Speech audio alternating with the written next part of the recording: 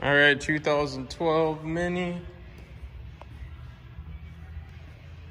As far as getting the cover off, 2 bolts, clips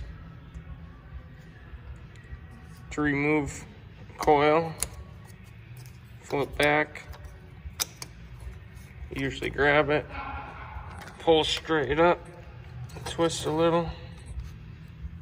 Sometimes you do gotta use the pliers, like this one for example, I've removed. Best way I found, get a pliers, get right under there, apply light pressure. Now if you'll see down there, don't know if you can see it, a regular spark plug socket will not work. I'm gonna need 14 millimeter 12 point.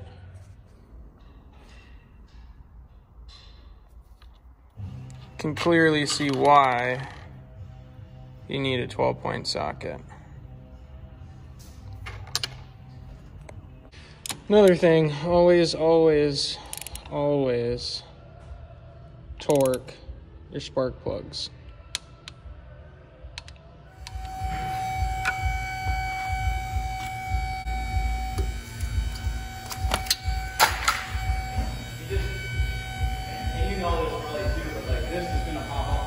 All right guys, next you're gonna pull the liner. That's the way I do it at least. And then you got access to the belt. All right, so just to explain this here, let me set the light up. Okay. This piece right here, you gotta take out and you gotta pull all the way back, watch. Once you do that, it's going to release the keep for the harmonic balancer when you pull this all the way out. So that's one of the things you need to do.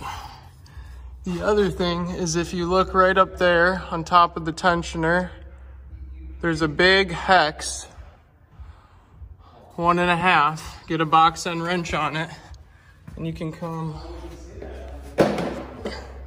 right up here.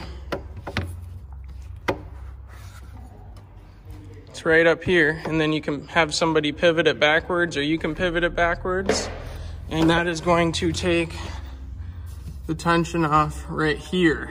And then it's literally just a 3-pulley belt, nice and simple. Just so you guys know, the water pump is actually ran off the back side of this pulley spinning against the water pump. Kind of a unique design. Sorry about the shaky footage, hard to get in here. So let's see, when you're doing these, the whole wire harness is held on by little clips like this that go on the little tabs. So the way you go about that is you get a pick underneath here and then you start to wiggle them. So as you can see, I got this whole wire loom off. This piece, you can, if you really finesse it, you can move the cover over, which will give you just enough access to get down here by putting light pressure on it. Same with the back side, tabs everywhere. I got this all loose now. These get squeezed to disconnect, goes right there. Unplug the sensor. Lots of stuff like that. And then you should have one ground wire right here too. If that makes sense to you guys, this is an N16. So most of them are similar procedures, but the only thing really that I got left is get some clearance here, take this off, and we're pulling the valve cover. So this harness pulls up and over, okay, like such. They're very, very brittle. You can see this thing starting to break apart.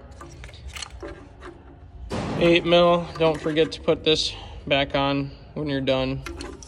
But now, essentially, we're at the point where we can pull the whole cover. Very important step before you pull.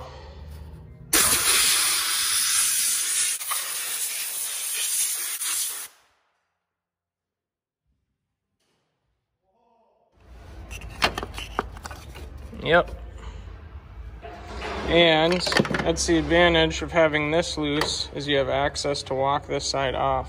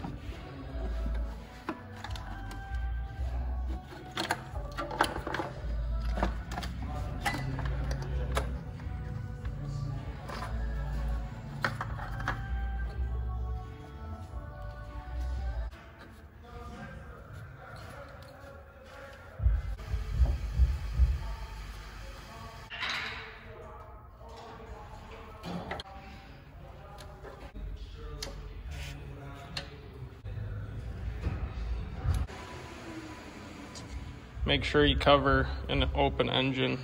Guys, so as you know, we're in the middle of doing the valve cover gasket. That is why I wanted to show you the belt job, because it is done from the bottom. You will not have much luck doing it from the top, so don't even attempt that. So next thing we're gonna do, we're gonna prep the block surface, cylinder head surface, I should say. We're gonna get a new valve cover gasket. Now, one thing I do recommend, guys, what I absolutely recommend, ooh, look at that. One thing I recommend is actually getting a new valve cover gasket, okay? Or new valve cover, excuse me, the whole cover assembly. These are plastic, they can warp. Now, one thing, if you're gonna do the tube seals, okay, you got to push these retainers back into the valve cover, and then what I'm going to do is pull these out like that, if that makes sense. Remember, we had oil in the spark plug hole, so we want to address these right now. Alright, gasket is off. Now we are going to clean this. So I have this rigged up, turn on the washer, and let her do her magic.